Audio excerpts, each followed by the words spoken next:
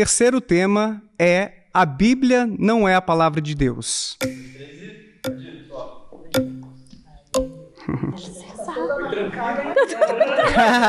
Tudo bem? Prazer, como é que você chama mesmo? Tamis, me chamo Tamis. Eu sou Tamis Mori, tenho 29 anos, cristã há 11 anos, e eu estou aqui para debater com o ateu porque eu creio que a defesa da fé é o papel de todo cristão. Tamis, Isso. prazer. Daniel, eu gostaria de começar te ouvindo. Por que a Bíblia não é a palavra de Deus? Eu acho que tem vários caminhos para a gente pensar sobre isso. Por exemplo, no meu canal, eu já recebi vários historiadores do cristianismo que explicam como as escrituras foram corrompidas ao longo do tempo, como várias passagens que estão presentes ali não estavam provavelmente nos originais, então houve muitas deturpações textuais, a ponto de, por exemplo, Bart Ehrman, um crítico textual, ter tido a sua fé balançada. Poxa, eu não posso confiar mais nas escrituras, porque no final das contas eu não sei o que os autores escreveram originalmente. Mas tem um aspecto que eu acho ainda mais importante do que esse, é que na Bíblia a gente encontra muito sangue. Tem muitos comandos divinos, para usar uma expressão do filósofo Wesley Morriston, para, por exemplo, que o povo de Israel cometesse genocídio, matasse os amalequitas, por exemplo, os cananeus, incluindo crianças. Então, quando a gente vê esses tipos de coisa, ou os homossexuais que deveriam ser executados, é tanta coisa triste que a gente encontra ali. Tudo bem que tem as coisas legais também, mas as coisas tristes e deploráveis, às vezes alguns rastros de machismo também podem ser encontrados ali, Deus legitimando a escravidão, que, cara, se Deus fosse sumamente bom, ele passaria esses tipos de comandos, ele legitimaria tanto ódio assim? Entendi. Não parece compatível. Entendi. Bom, vamos lá.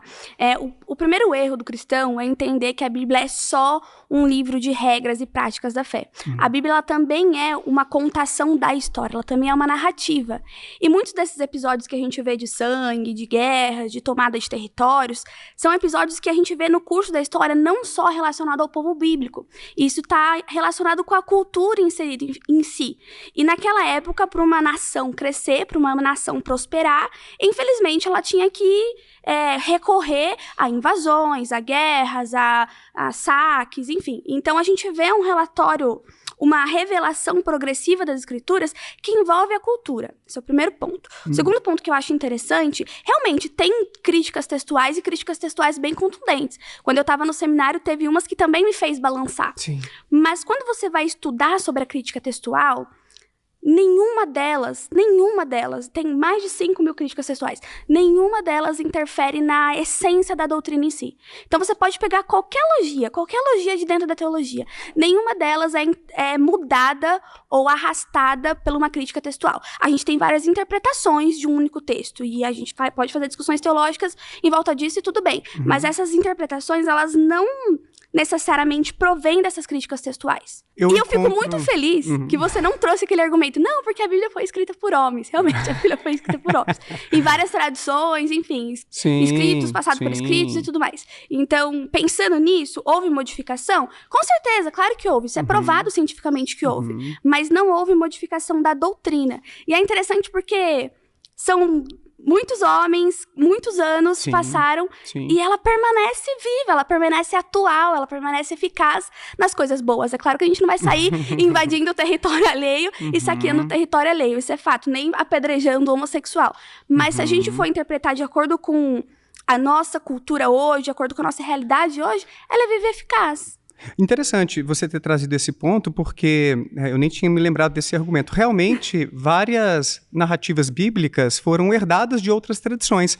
A própria narrativa sobre o dilúvio, que não seria original dos israelitas, por exemplo. Tem vários tipos de narrativas sobre dilúvio, mas eu aprendi isso recentemente com um historiador, que existem dilúvio, muitas... Jonas também. Várias influências sobre céu e inferno, sobre reencarnação. O cristianismo não propôs tantas coisas originais assim. Não estou desmerecendo as coisas legais do cristianismo, porque eu sei que existem, por exemplo, amar o próximo, tem coisas bacanas ali, mas não quer dizer que seja original. A gente encontra vários comandos amorosos assim no hinduísmo, que talvez seja a religião mais antiga do mundo ainda existente. Isso a teologia chama de graça comum. Graça comum.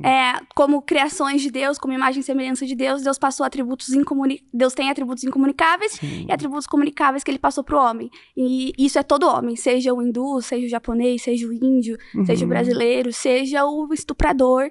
Ele tem aspectos que a graça comum se manifesta nele. Legal. Agora, eu queria voltar num ponto que você trouxe, que eu achei bem interessante e ao mesmo tempo problemático. Você disse assim, a gente fica com as partes boas e deixa para trás as partes ruins, não é assim, não? Não, a gente não tira as partes ruins de forma alguma, a gente entende elas. Mas como é que você diferencia aquilo que fazia sentido lá atrás e o que a gente tem que aplicar agora? Por exemplo, a questão da homofobia, que infelizmente a gente vê mais entre os cristãos por conta de passagens bíblicas no Antigo e no Novo Testamentos que legitimam esse tipo, pelo menos, se não tratar mal, pelo menos a ideia de que a pessoa está em pecado, que já é muito ruim, porque os LGBT sofrem muito com a ideia de que eles estão fazendo algo abominável aos olhos de Deus. Isso é muito triste. Posso dar um exemplo mais real? Como é que você diferencia, então? Por que a questão da sexualidade, quando a gente pensa nos LGBTs, não foi deixada para trás, gente? Não, isso aí é de outro tempo. Agora a gente tem que ter um olhar mais amoroso e Deus não é mais LGBT-fóbico. Perfeito. A gente pode estender aqui a discussão do LGBT, não tem problema nenhum com isso. Mas a gente vê no curso da Palavra de Deus que algumas regras, algumas normas foram instituídas para que a humanidade como é que eu vou dizer? Para que a humanidade crescesse, para que a humanidade tivesse êxito no seu crescimento. E eu creio que a relação sexual entre homem e homem, mulher com mulher, não é a imagem da família que é a imagem da Trindade que Deus criou para ser. Esse é um ponto. Agora, pensando no tirar o que é bom e colocar o que é mal, tirar o que é mal e colocar o que é bom, deixa eu dar um exemplo mais real. Por exemplo, no Antigo Testamento, a gente vê que as mulheres que eram surpreendidas em adultérios deveriam ser apedrejadas, certo? Isso é péssimo. Ninguém tem que ser morto porque tá em adultério ou tá em pecado. Claro. Quando a gente vê isso acontecendo no Novo Testamento, eu sou dispensacionalista, então eu creio numa nova dispensação. Quando a gente vê isso acontecendo no Novo Testamento, o que Jesus faz? Jesus pega uma pedra e taca naquela mulher? Não, ele não pega uma pedra e taca naquela mulher. Ele começa a escrever no chão ali, aí cada um tem uma interpretação, tá escrevendo os pecados, enfim, cada um pensa o que quiser nesse sentido. Você sabe que não tinha em João essa passagem aí nos originais. Não, mas João tem muita crítica textual envolvida e é bem interessante a gente estudar a crítica textual de João.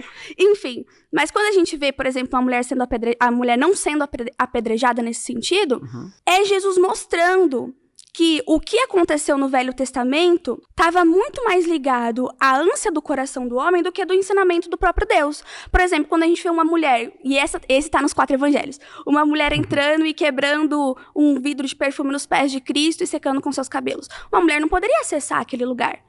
Jamais ela poderia tocar num rabi, entende? E quando ele não rechaça aquela mulher, ele está mostrando que Deus entregou a lei para o homem para que o homem fosse abençoado pela lei, e não para que o homem fosse amaldiçoado ou cego pela lei. E o que o homem fez foi se cegar pela lei, entende? E quando a gente pensa nas partes ruins da Bíblia, muitas delas eram narrativas, a gente vê isso em Juízes, muito no Antigo Testamento. O Antigo Testamento é bem sangrento, a gente vê muito em Juízes, mas todo o Antigo Testamento, ele aponta para as profecias do Cristo vindouro.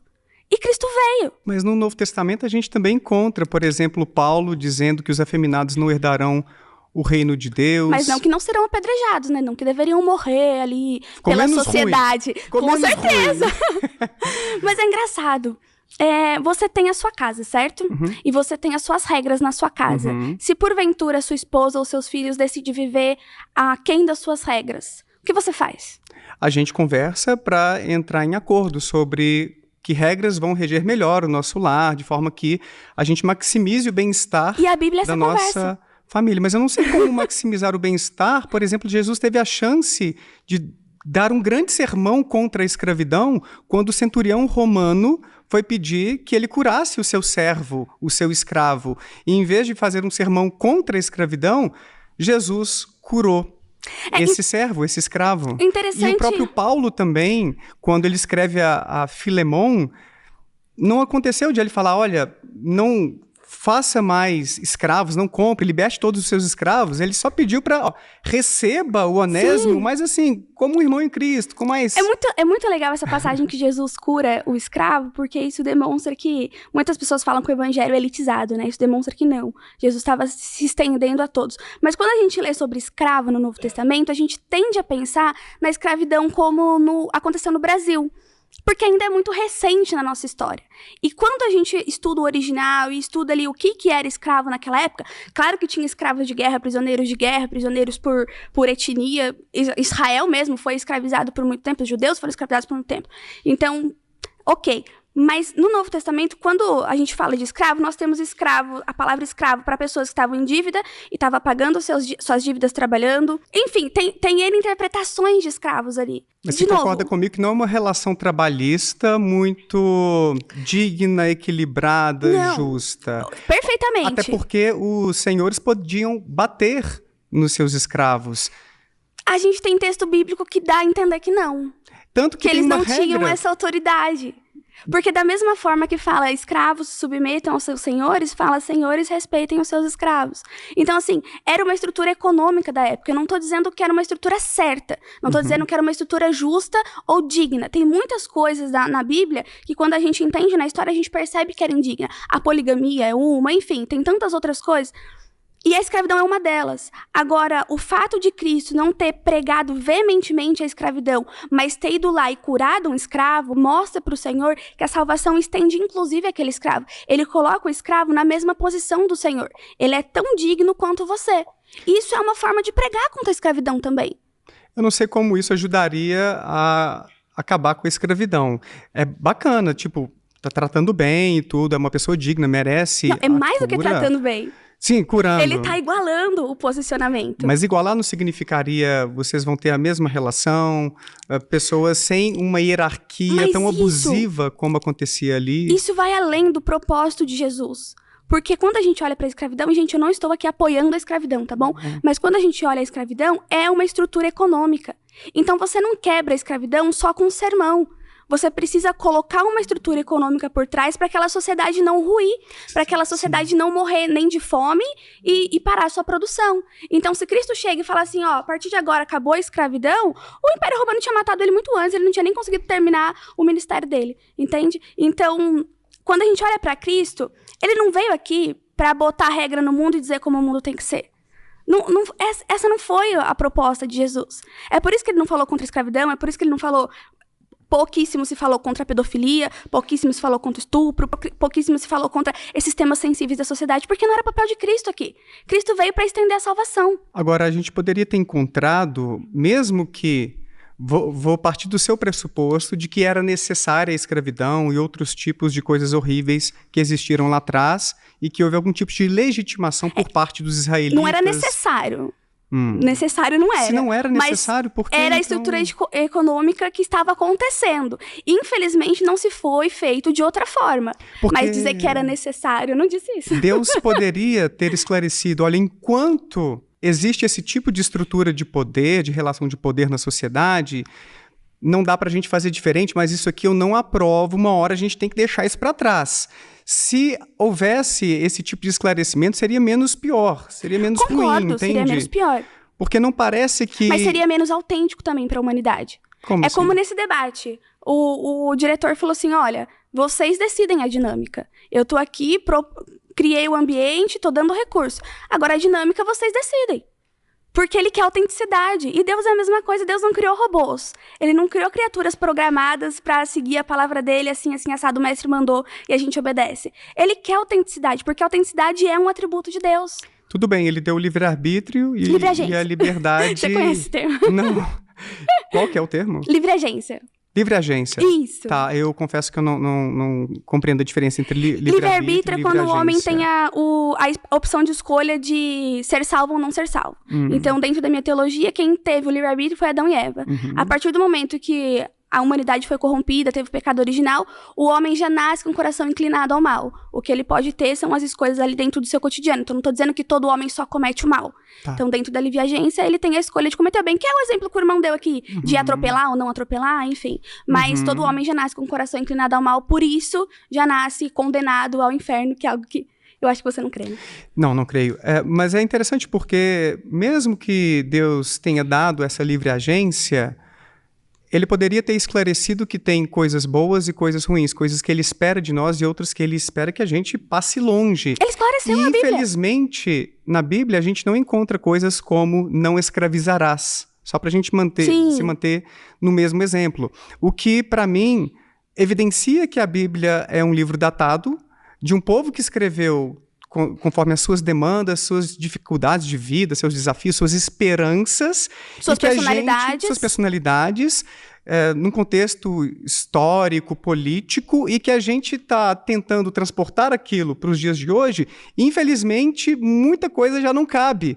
E aí a gente fica tentando fazer a exegese para, poxa, vamos tentar manter aqui o essencial para o cristianismo não ruir de vez. É por isso que o dispensacionalismo responde isso. E a progressão da revelação também. Não estou dizendo que a gente tem que atualizar a Bíblia, mas a gente precisa entender o contexto histórico daquele texto e o que a gente pode extrair de lição daquele texto no Antigo Testamento. O Novo Testamento é mais próximo de nós, então é mais fácil a gente fazer esse exercício. Mas entendendo a cultura, a dispensação de cada época, é necessário fazer esse exercício de olhar para o texto e entender o que de princípio está nascendo ali. E não tem princípio mal. Realmente, a Bíblia não diz não escravizarás, mas também não diz escravize e bata no seu escravo.